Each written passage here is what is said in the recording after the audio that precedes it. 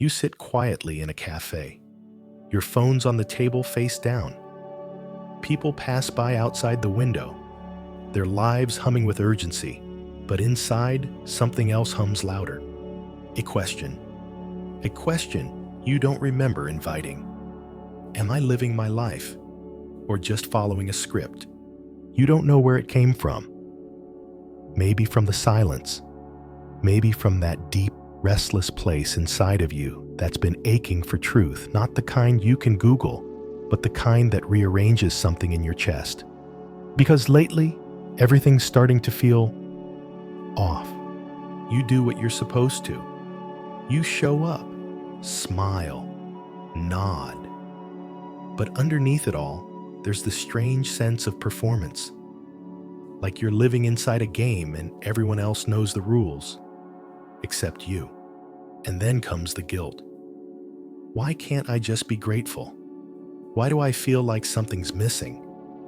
But the more you try to explain it, the more words betray you. So let's call it what it is. You've been living inside a reality you didn't consciously choose. A version of life built not from your truth, but from quiet agreements you don't remember making. You agreed that safety meant obedience.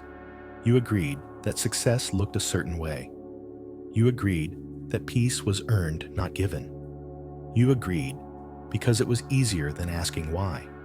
And now, years later, you're waking up inside the contract, looking around at a life that makes sense on paper, but feels hollow in your hands.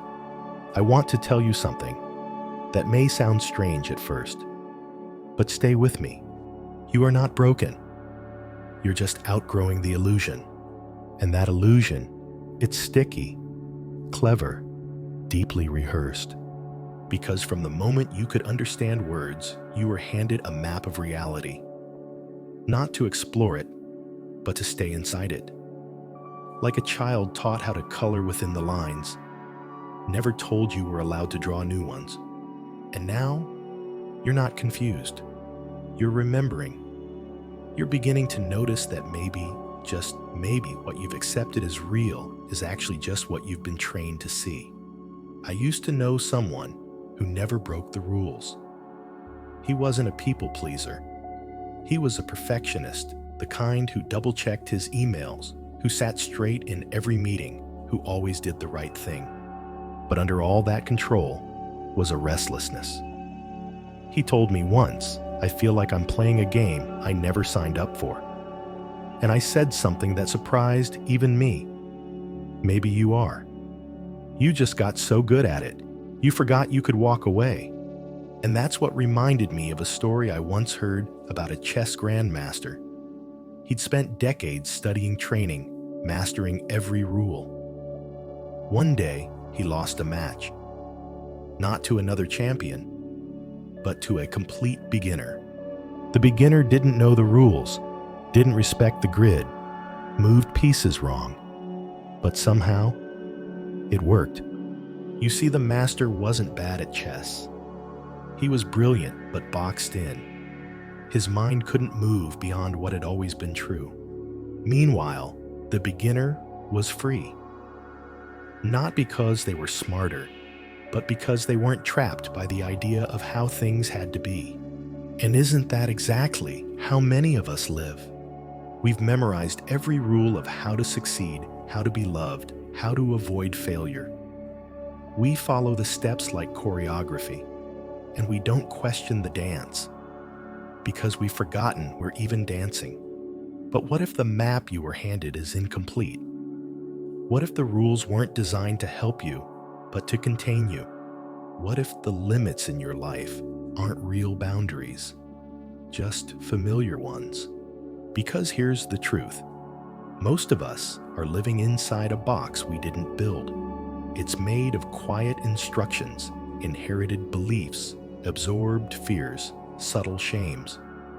And over time, we stop noticing the edges. We stop asking where they came from. We call them reality. But the walls weren't always there. You didn't build them. You just stopped walking toward them. And now, maybe you're remembering. that the box isn't a prison unless you believe it's real.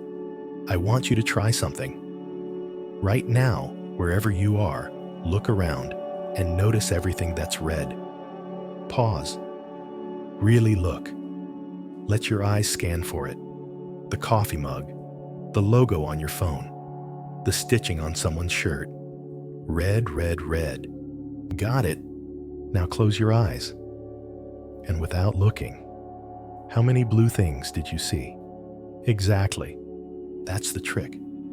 When your brain focuses on one thing, it starts deleting everything else. Not just ignoring it, but actually erasing it from your awareness. And that's not your fault.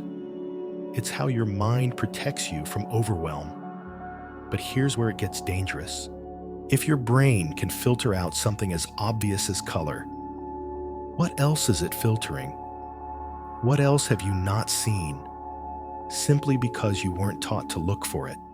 What if the opportunities, the love, the answers you've been waiting for aren't missing? They're just invisible through the lens you've been wearing. Think about that. Think about all the times you missed the kindness in someone's eyes because you were busy expecting judgment, or the chances to speak your truth that your mind silenced before the words ever reached your lips. What if reality isn't what's out there, but what your brain lets you notice? Like a searchlight that only shows what it believes is safe, your attention narrows to what matches the beliefs you've rehearsed the most. If you believe the world is dangerous, you'll see threats in every corner. If you believe you're unworthy, you'll interpret silence as rejection and kindness as suspicion. And the worst part, you'll call it intuition. You'll say, "I just knew." But really, it was expectation masquerading as truth. That's the subtle heartbreak. When you mistake your mental filter for reality itself. Because reality is not what you see. It's what you've been trained to look for. Have you ever walked into a room and immediately forgotten why you came in? You were just holding a purpose. Just thinking, "I need to grab my keys," or "I came here for a reason." And then nothing. Your brain goes blank. You stand there lost in the middle of the room wondering if you're losing your mind. It's not memory loss. It's something scientists call the doorway effect, a subtle brain glitch. When you move from one space to another, your mind assumes a new context and erases the thought it had before. Not because it wasn't important, but because it doesn't belong in the new room. Now pause with me for a second. What if your brain does this with ideas too? What if it's not just rooms, but realizations that get left behind?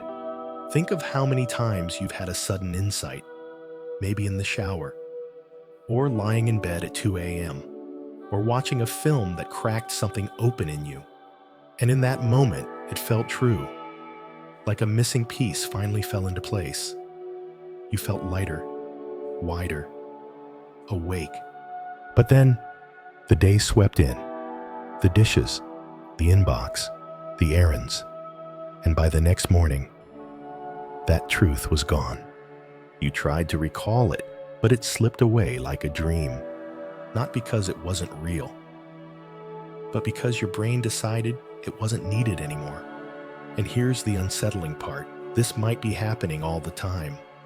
Your mind, in its quest to keep you efficient, deletes the things that don't match your usual patterns.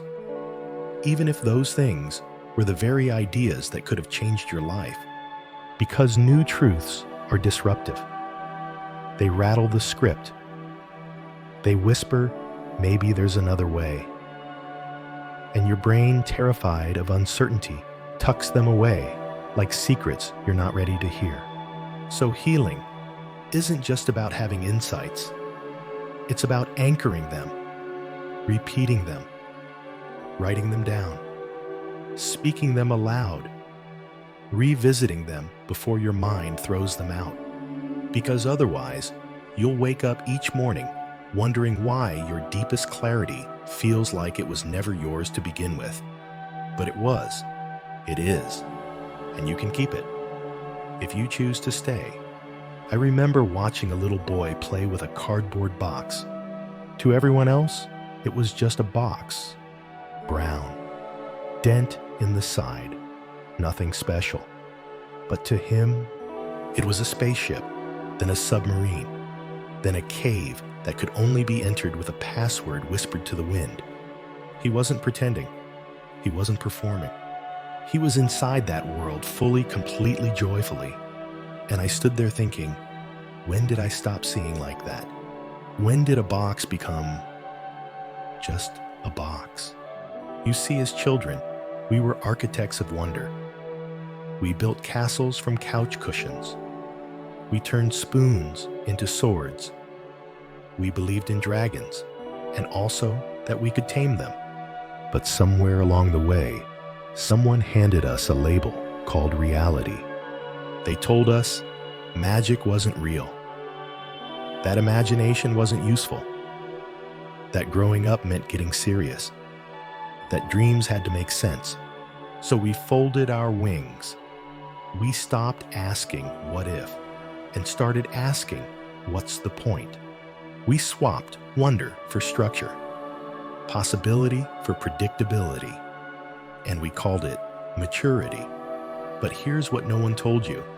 Practicality without wonder is just slow, polite despair. You weren't meant to lose that part of you. You were meant to carry it into your adult life like a hidden compass, a way of seeing the world as it could be, not just as it's been. Because the truth is, you didn't stop believing in magic. You were just told it wasn't responsible. But maybe responsibility isn't about shrinking into certainty. Maybe it's about protecting the part of you that still believes anything is possible and building a life around that. So, if the world has felt flat lately, if your days feel grayscale and small, maybe it's not because something's wrong with you. Maybe you've just outgrown the lie that wonder is only for children. And maybe today you can begin to remember how to see again.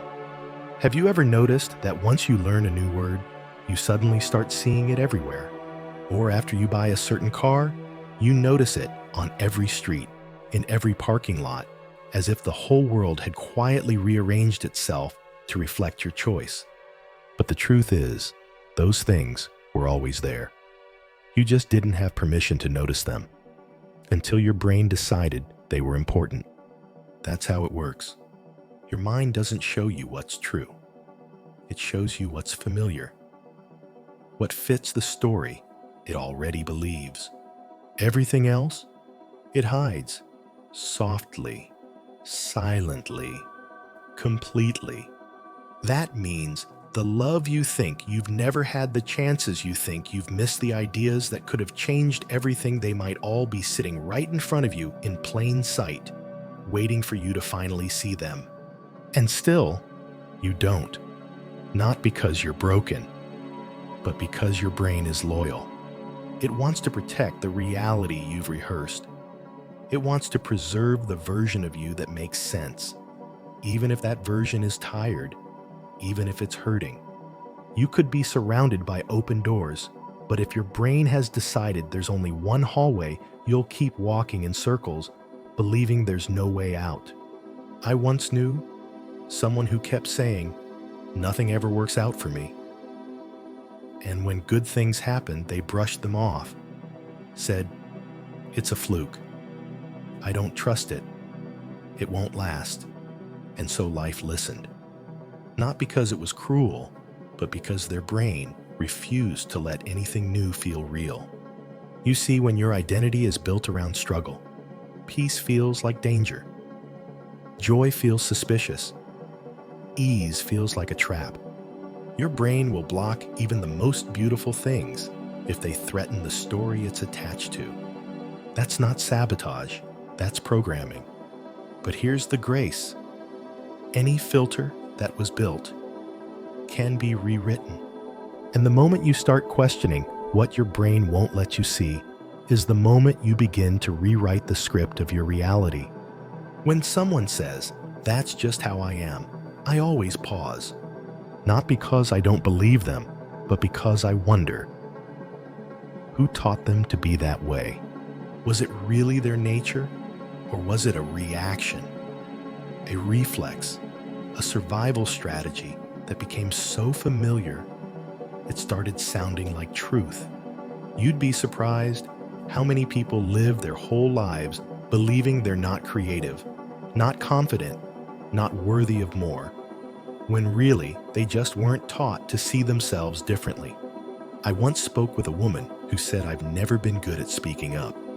But when I asked her when that started, she told me about third grade, a classroom, where she raised her hand, shared an idea, and was laughed at. And in that moment, a decision was made. It's safer to stay quiet. And she did, for years. Not because she didn't have something to say, but because her brain built a filter that equated visibility with danger. And that's what we do. We build these filters. We write these quiet scripts. We repeat these mental loops so often they start to feel like our personality. But what if they're just programming? What if the thoughts you keep thinking, the ones that tell you to stay small, to not ask for more, to doubt your joy, aren't you at all? What if they're just echoes of someone else's fear handed down like heirlooms? You were not born to fear your own voice. You were not born to repeat what hurt you. You were born to question. But if no one ever gave you permission, how would you know that was even allowed? That's the part that breaks my heart the most. How many people live out entire lifetimes without realizing they're allowed to look up, to look beyond, to look inward and say, wait, I get to change this. Because you do. And the first step isn't some grand transformation. It's this: notice what you've never been shown and choose to look anyway.